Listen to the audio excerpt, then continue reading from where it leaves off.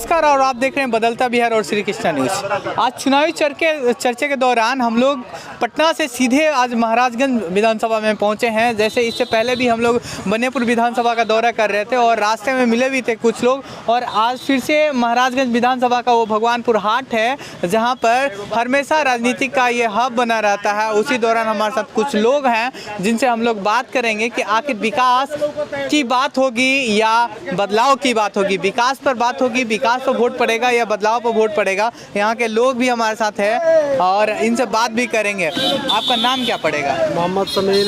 मोहम्मद समीर, क्या करते हैं आप? हम तो भी पढ़ाई करते हैं, जनरल कम, हम ग्रेजुएशन फाइनल। वोटर हैं या नहीं है? वोटर हैं सर। वोटर देते हैं। अच्छा, एक चीज़ बताइएगा, जो यहाँ पर वोटिंग होगा 3 तारीख को, विकास के मुद्दे पर होगा या बदलाव के मुद्दे पर होगा? विकास के मुद्दे पर होगी एकदम जी। जैसे इन्होंने कुछ देर पहले वीडियो में हुआ था कि लोग कह रहे हैं कि खुलेआम यहाँ पर जो चीज़ें बंद है वो बिकते हैं। ये तो सर बिकता है।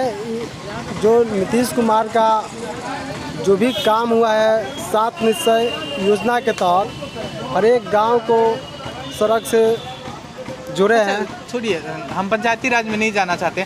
विधायक जो रहे हैं यहाँ के, जो भी जदयू विधायक रहे हैं, अभी खड़े हैं महागठबंधन के प्रत्याशी विजय शंकर दुबे। क्या लगता है दोनों में कैसा लड़ाई है? यहाँ सर त्रिकोणीय लड़ाई है। कौन कौन है त्रिकोणीय में? नाम नहीं रखेंगे सर। मतलब पार्टी का तो नाम रख सकते हैं ना? पार्टी का भी नाम नहीं रखेंगे सर, लेकिन जान लीजिए कि यहाँ त्रिकोणीय लड़ाई है। अब विकास की लड़ाई है। यहाँ की जनता बदलाव चाहती है। खुश हैं जो मतलब पिछले विधायक थे उनसे खुश हैं? नहीं, यहाँ की जनता बदलाव इस बार चाहती है। कोई नए चेहरे आए यहाँ। आप एनडीए के सपोर्टर ही है ना? हाँ, तो एनडीए के सपोर्टर भी चाहते हैं कि यहाँ पर मतलब महाराजगंज में बदलाव हो और जो बंद पड़ी चीज़ें हैं वो भी बिकती है। यहाँ के हमारे समर्थक है। भैया, आपका क्या नाम पड़ेगा? नागेंद्र उपाध्याय। अच्छा, क्या करते हैं? हम राजनीति करते हैं, पूर्व जिला परिषद है। जिला परिषद, पूर्व जिला परिषद है। कैसा है यहाँ का माहौल इस बार चुनाव? अरे माहौल का सिवान में 8 के 8 एनडीए जीतेगी। फिर नीतीश कुमार वापस आएंगे। हेमनंदन प्रसाद यहाँ के विधायक हैं। हेमनंदन प्रसाद विधायक रहेंगे। जीत रही है। हाँ, इसलिए कि वो बाहरी हैं, प्रवासी की तरह आए हुए हैं जो कांग्रेस के प्रत्याशी हैं। वो भी तो आप ही के जिले के रहने वाले हैं। जिले के रहने से क्या है, वो कभी यहाँ लड़ता है, कभी वहाँ लड़ता है, कभी वहाँ लड़ता है। भगोड़ा टाइप के आदमी है। वो अस्थिर नहीं रहता। चुनाव का मुद्दा क्या होगा अगर मतलब एनडीए के फिर चुनाव का? फिर आने वाले दिन में किसानों का खेत में पानी होगा। नीतीश कुमार का मैनिफेस्टो में है किसान की बात, दलित की बात सोचते हैं। जो किसान आज इतनी महंगाई झेल रहा है, हाँ। आपने कहा कि आपदा है, हाँ। तो हमेशा आपदा ही आता रहेगा क्या बिहार को? ये कोई जरूरी है? रोग होता है तो छूटता नहीं है। कोई जरूरी है कि रोग धैले ही रहेगा?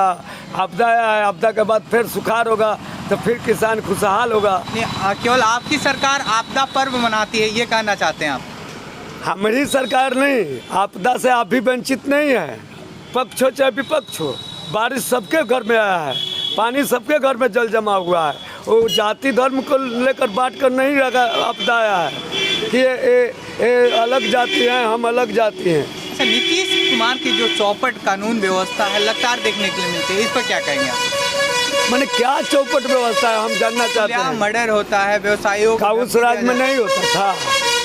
इस राज्य में तो होता है तो दिन और देर 24 घंटा नहीं लगता है। उसका हिसाब किताब प्रशासन लगा देती है। 24 घंटा के अंदर में पताल से खींच कर लिया करके सलाखे के में बंद कर देती है। सही बात। खुलेआम जो बंद पड़ी पाबंद चीज़ें बिहार में बिकती है, यहाँ पर खुलेआम तमाम तरह की वीडियो आती है, इस पर क्या कहेंगे? दिल्ली में छुरा से घूम खुलेआम यहाँ पर जो बिहार सरकार ने पाबंदी किया हुआ है कि ये सामान नहीं बिकेगा, जैसे गुटखा हो, शराब हो, खुलेआम बिकता है, इस पर क्या कहेंगे? अब देखिए, खुलेआम तो कोई भी सरकार आएगा तो थोड़ा सा उसमें कठिनाई है। हम तो आपको बोल दिए कि दारू पीने वाला बहुत पहलवान है तो रोड पर बैठ कर पिए। अपने बाप की सतह से डर नहीं है, लेकिन प्रशासन की सतह से डर है उसको। यानी बिहार में दारू बिकती है? ओ बिकती है, कहाँ बिकती है सो हम नहीं बता सकते। आप मानते हैं दारू बिकती है? हम क्या मानेंगे, हम तो देखते हैं कि दारू नहीं दिखाई दे रहा है, नहीं बिक रहा है। तो चलिए, ये भगवानपुर की जनता थे और एक हमारे साथ में भैया भी हैं। और यहाँ पर आप कौन से पार्टी को सपोर्ट करते हैं? हम तो कांग्रेस को सपोर्ट। अच्छा, कैसा लग रहा है इस बार क्या चुनाव? यहाँ पर हमारे चुनाव हम लोग जीतेंगे। अच्छा, हम लोग जीतेंगे यहाँ से चुनाव, कांग्रेस जीतेगी यहाँ से। चुनाव है मतलब ये जो बिहार विधानसभा का चुनाव है ये किस मुद्दे पर होगा, विकास के नाम पर या परिवर्तन के नाम पर? ये विकास के नाम पर नया चेहरा है, तेजस्वी यादव नया चेहरा है, आएगा तो विकास करेगा। सब किसी को तो हम लोग देख लिए। तो ये भैया थे, विकास के मुद्दा था और ये मतलब जो बात करेंगे यानी विकास के मुद्दे पर बात होगा। और एक साथ हमारे भैया हैं, यहाँ का स्थानीय दुकानदार भी है और भैया से बात करके, भैया आपका क्या नाम पड़ेगा? मेरा नाम लालबाबू शर्मा है। क्या लग रहा है, आप यहाँ पर स्थानीय दुकानदार हैं, बाजार पर काफ़ी दिनों से आपका दुकान भी है, क्या लगता है ये चुनाव किस मुद्दे पर? देखिए, इस समय चुनाव का मुद्दा तो हमें लगता है गायब है, क्योंकि मुद्दा एक आदमी कह रहा 20 लाख नौकरी देंगे, एक आदमी कह रहा है कि 19 लाख नौकरी देंगे और एक आदमी ऑलरेडी नौकरी दे चुका है। नीतीश कुमार ने 8-9 लाख नौकरी आज मान लीजिए 15 साल में दिया, कोई आंगनबाड़ी में दिया, कोई आशा में दिया, शिक्षा मित्र तो लालू जी ने लाए 1500 रुपये का, उनका भी 28,000 रुपये आज हो गया है। तो नीतीश कुमार का ही सरकार बनना चाहिए अगर जनता के लिए, क्योंकि हम लोग जब बाहर से आते थे, हैदराबाद से आते थे तो छपरा से हम नहीं थकते थे, छपरा तक, लेकिन छपरा से भगवानपुर आने में हम थक जाते थे। यानी छपरा से भगवानपुर उस समय हम 4 घंटे और 5 घंटे में आते थे और हैदराबाद से 35 घंटे चलने में थकते नहीं थे, जो 5 घंटे में थक जाते थे। आज क्या है, आज हम 45 से 50 मिनट में छपरा में पहुँच जाते हैं। मतलब भैया क्या लग रहा है कि महाराजगंज में क्या परिवर्तन होगा या नहीं होगा? देखिए, परिवर्तन होगा तो महाराजगंज के जनता के लिए मैंने वो अच्छा शुभ संकेत नहीं है। अगर वर्तमान रह जाए तो अच्छी बात है, अगर लोग परिवर्तन करता है, हमारे परिवर्तन करने से तो होगा नहीं और हमारे रखने से रहेगा नहीं, क्योंकि 3 लाख लगभग 3 लाख वोटर हैं यहाँ पे, 1.5 लाख भी पोल होता है तो उसमें 27 कैंडिडेट है। लेकिन हाँ, इस बार यह है कि वोटों का बिखराव बहुत है, क्योंकि कई समुदाय, कई जाति से लोग चुनाव लड़ रहे हैं, सबका अपने अपने जाति में पकड़ है, अपना प्रभाव है।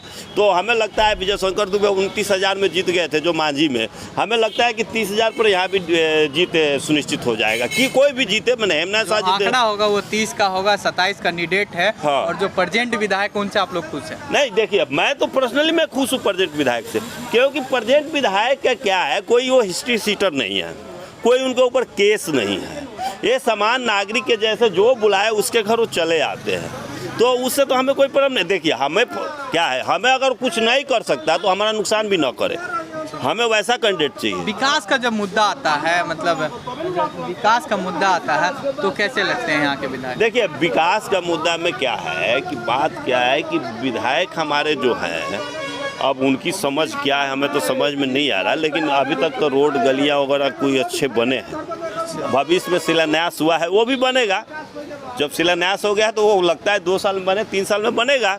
लेकिन रही बात कि विकास में अभी सबसे ज़्यादा जो पूरे राज्य की बात है कि शिक्षा का स्तर जो है ना, ये बिल्कुल ध्वस्त हो चुका है, इसको उठाना बहुत ज़रूरी है। वो हेमनाथ शाह की अकेले की बस की बात नहीं, बिहार सरकार जो भी बने पहले शिक्षा पर सोचना पड़ेगा, जब शिक्षा होगा तो सारा विकास होगा। तो ये महाराजगंज की जनता थी, महाराजगंज विधानसभा की जनता थी और हम बात कर रहे थे महाराजगंज की जन समस्याओं के बारे में और यहाँ के लोग किसको सपोर्ट कर रहे हैं उसके बारे में। आगे भी हम अप टू डेट देते रहेंगे और हमारा वीडियो देखते रहिएगा। जो आज का दौरा था छपरा विधानसभा, छपरा जिला और सिवान जिला का था, अब हम आपको पूर्वी चंपारण और पश्चिमी चंपारण भी ले चलेंगे इसके बाद वाले वीडियो में, वहाँ पर दिखाएंगे कि क्या हाल है चुनाव का।